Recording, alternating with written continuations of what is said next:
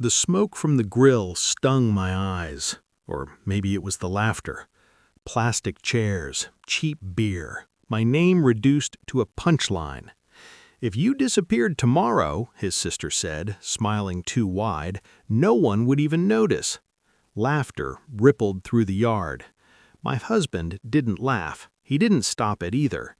He just stared at his plate like silence could save him. I lifted my hot dog, took a slow bite, chewed, swallowed. "Challenge accepted," I said. They laughed harder. They thought I was joking. I wasn't.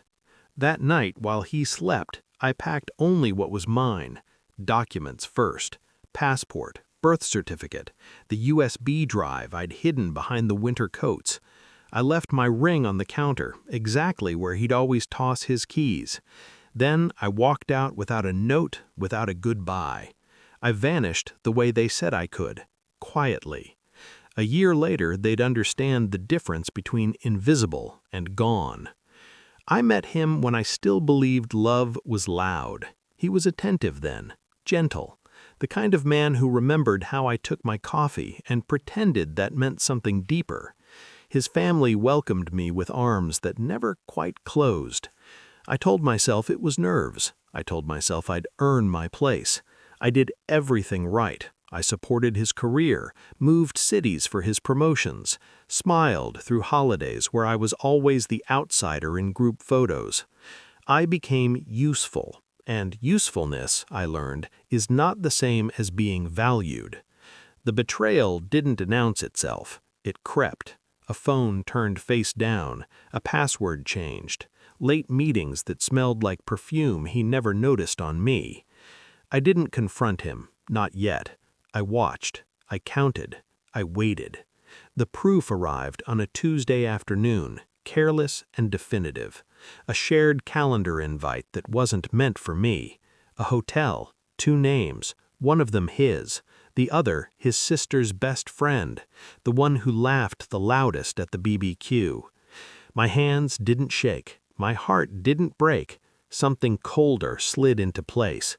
I didn't scream, I didn't cry. I planned.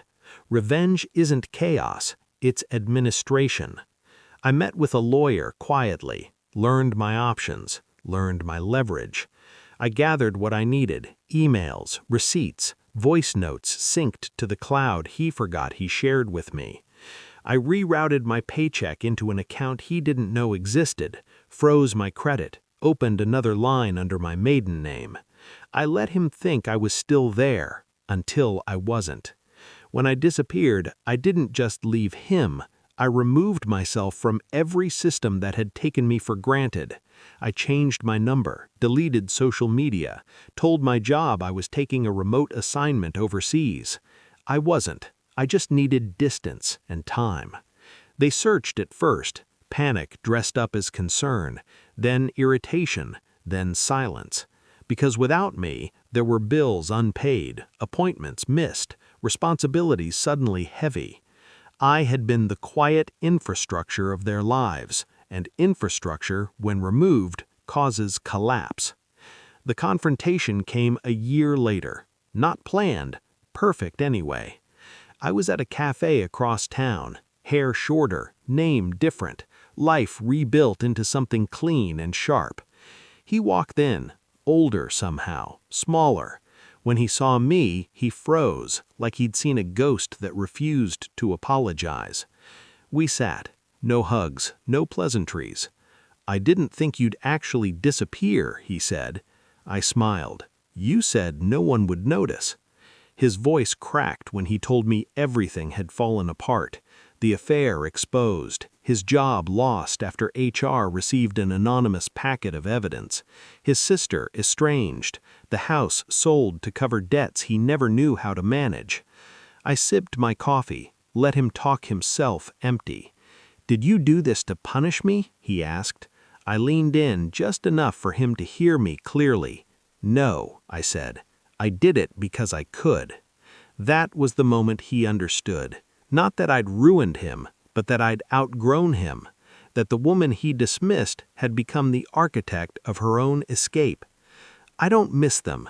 I don't replay the laughter. I don't need to. Disappearing taught me something vital. Silence is power when it's chosen. Vanishing isn't weakness when it's strategic. And being unnoticed is a gift if you know how to use it. They forgot me like they said they would, and in doing so, they lost everything I was holding together. I didn't raise my voice, I raised my life, and this time, everyone noticed.